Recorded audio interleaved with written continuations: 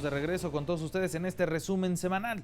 Esta semana, el secretario de Educación Pública, Esteban Moctezuma Barragán, compareció ante el Pleno de la Cámara de Diputados en el contexto de la glosa del primer informe de gobierno. El funcionario destacó la aprobación de la reforma constitucional en materia educativa y sus leyes secundarias, lo que sienta las bases de la nueva escuela mexicana y estipula nuevas disposiciones conforme a la evaluación en el sistema educativo nacional. Vamos a ver. Un gran avance de la evaluación es que no solo se va a evaluar a las maestras y los maestros, sino a todo el sistema educativo nacional, a sus programas y a sus actores. Esto se llevará a cabo bajo una visión integral, continua, colectiva, incluyente, diagnóstica y comunitaria. El secretario consideró importante la reincorporación del civismo y la ética a los planes de estudio, así como otras materias. Sostuvo también que en su gestión se combatirá la corrupción en la asignación de plazas docentes. Vamos a terminar con lo que llamamos el huachicol educativo. Ni corrupción arriba, ni corrupción abajo. Los beneficiarios, sin duda, serán los niños y los maestros. Hemos diseñado un proceso abierto y transparente para garantizar certidumbre, imparcialidad y legalidad a las asignaciones de la vacancia. Previa a su presentación, rindió protesta de decir verdad ante el Pleno de la Cámara de Diputados. Posteriormente, legisladoras y legisladores de los diversos grupos parlamentarios emitieron un posicionamiento y preguntas desde tribuna sobre la gestión de la Secretaría de Educación Pública. El día de hoy ya tenemos avances al respecto. Por ejemplo, se detuvieron las evaluaciones punitivas, dándole con ello tranquilidad y certeza laboral a los maestros. Se han reinstalado hasta el día de hoy a cerca de 370 profesoras y profesores que habían sido injustamente cesados por motivos de la reforma del 2013. Estamos viviendo el peor retroceso educativo de los últimos años. El gobierno federal, Morena, acaba de entregar las riendas de la educación a la mafia de la corrupción de las dirigencias sindicales y de la CENTE. Al gobierno federal le interesa, le conviene mantener a una niñez mediocre y en ignorancia. En este informe se menciona 300 veces la palabra educación, pero en ningún momento se hace referencia a las competencias necesarias para el siglo XXI, como las habilidades digitales, que son fundamentales, así como las habilidades socioemocionales, que son importantes para el desarrollo pedagógico contemporáneo. Reconocemos que derribar la reforma neoliberal educativa resultaba una tarea monumental y que lo alcanzado, si bien representa un avance importante, todavía está lejos del ideal de refundación educativa que demandó el pueblo de México el 1 de julio. Las y los legisladores cuestionaron al secretario de Educación Pública sobre diversos aspectos del sistema educativo, entre ellos de centros de atención a discapacidad, deserción escolar, reconstrucción de escuelas y preocupaciones de índole presupuestal. Especial interés ha resurgido en algunos días el tema de los centros de atención de educación a discapacidad, donde han tenido despidos. Una palabra, por decirlo nuevamente, punitiva, es decir, se resuelve en el tema de las plazas de los docentes, pero algo sucedió en unos centros de atención especializada con discapacidad que ustedes deben de saber que son los centros únicos que existen en el país. La reconstrucción de las escuelas afectadas debe ser prioridad de todos. En la agenda legislativa del Grupo Parlamentario Encuentro Social, somos firmes en que la educación debe ser un derecho de todas y todos. Somos firmes en que la educación de calidad debe ser la cualidad de nuestro sistema educativo. El abandono escolar implica contar con un capital social poco capacitado para colaborar activamente en el desarrollo económico y social de la nación, lo cual sin duda tiene efectos negativos en los niveles de bienestar de la población. De igual forma, la deserción escolar reproduce las desigualdades sociales y la pobreza. Esta es una reforma muy ambiciosa que tiene abiertas puertas por ahí que nos preocupan muchísimo para la participación, por ejemplo, del sindicato, pero eso lo veremos más adelante, y que sin presupuesto se va a quedar como letra muerta y nada más como buenas intenciones. Bueno, así la comparecencia del secretario de Educación Pública en la Cámara de Diputados, pero también esta semana en el Senado de la República acudió el titular de la Secretaría de Hacienda y Crédito Público, quien explicó los retos que enfrenta la política hacendaria del país. En el marco de la glosa al primer informe del Ejecutivo, compareció precisamente ante el Pleno del Senado de la República el secretario de Hacienda, Arturo Herrera Gutiérrez, quien en su primera intervención explicó las dificultades por las que atraviesa la economía mexicana por los conflictos internacionales. A pesar del entorno, afirmó que entre los principales retos están el reducir la pobreza y alentar la inversión de capitales. Nosotros tenemos que empezar a transformar una parte de la composición de nuestro gasto, llevar gasto que es de tipo corriente a gasto de capital, pero eso va a tomar tiempo y en el ínterin la inversión importante la va a seguir haciendo el sector privado, y lo que nos corresponde a nosotros es garantizar que el sector privado tiene las condiciones macroeconómicas, fiscales y de confianza, así como las crediticias, para poder seguir invirtiendo. Entre otros asuntos, defendió la política del Ejecutivo Federal en temas como el apoyo financiero a Pemex y detalló las intenciones de cobrar impuestos a las plataformas digitales. De hecho, en la visión de la Autoridad de Hacienda, las plataformas digitales constituyen un aliado estratégico. No es nada más que tienen una actividad a través de la cual tienen que pagar impuestos, sino que también facilitan la recaudación de impuestos para nosotros.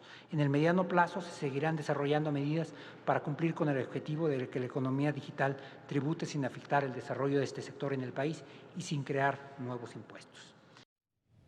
Los diferentes grupos parlamentarios fijaron sus posicionamientos en donde se refirieron a temas como el rescate a Pemex, las remesas y la estabilidad macroeconómica.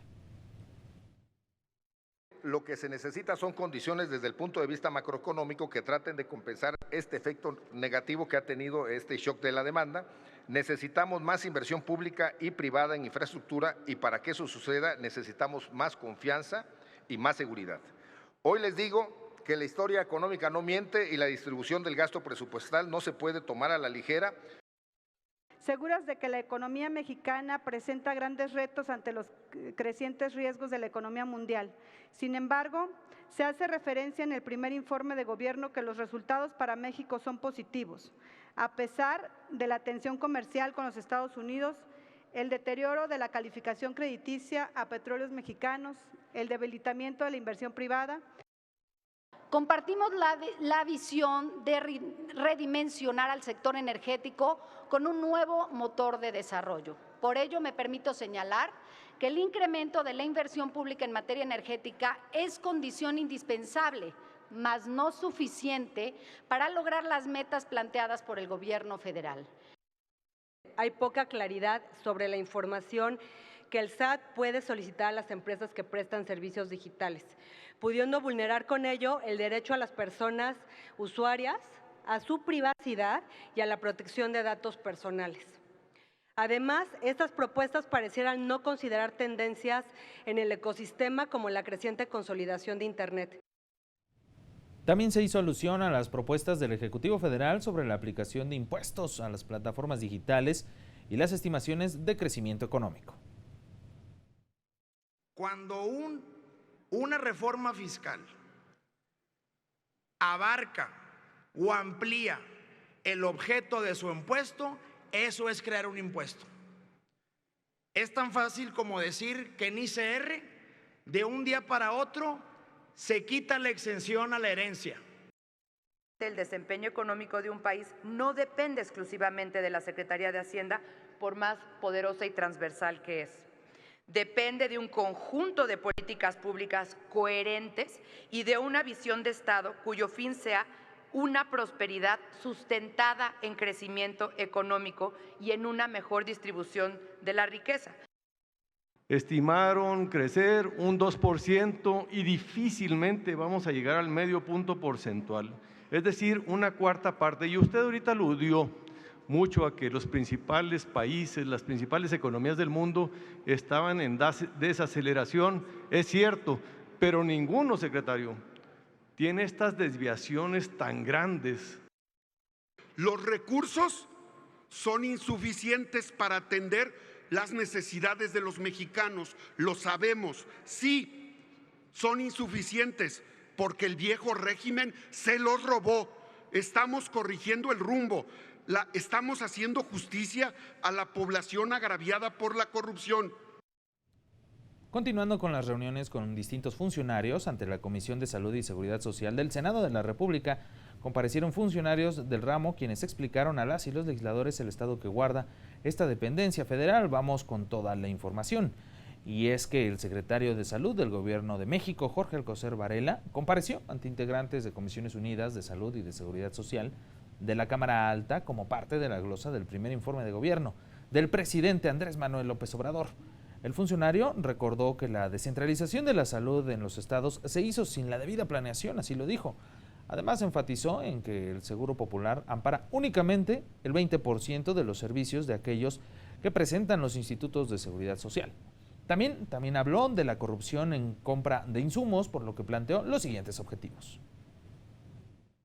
Hacer efectivo el artículo 4 constitucional y garantizar el acceso efectivo, universal y gratuito de todos los mexicanos a los servicios de salud, bajo los principios de participación social, competencia técnica, calidad médica, trato digno y humanismo, con prioridad para la población sin seguridad social laboral y en particular aquella de alta y muy alta marginación y desde luego la de los pueblos originarios.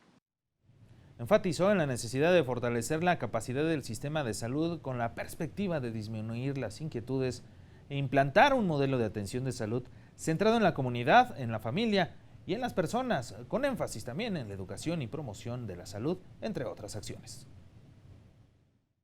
La detección preventiva oportuna de enfermedades y riesgos a la población con la participación de todos los sectores involucrados. Y tercero, fortalecer la rectoría y regulación sanitaria a fin de proteger a la población contra riesgos sanitarios y garantizar el acceso a medicamentos y vacunas seguras para toda la población.